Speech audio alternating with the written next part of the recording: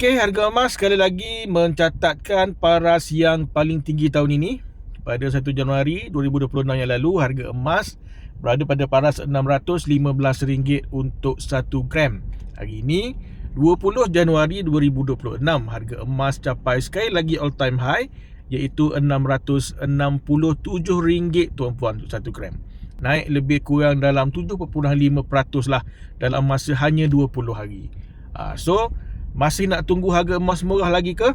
Walaupun pun perlu diingat bahawa simpan emas ini ianya tidak ada dividen dan memang bergantung sepenuhnya, bergantung 100% pada kenaikan harga emas itu sendiri. Sebab itu masa yang paling penting bukan bila kita nak jual, tapi bila kita nak mula simpan emas itu.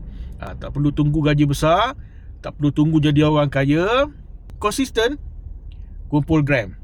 Fokus pada bajet yang kita ada. Alright?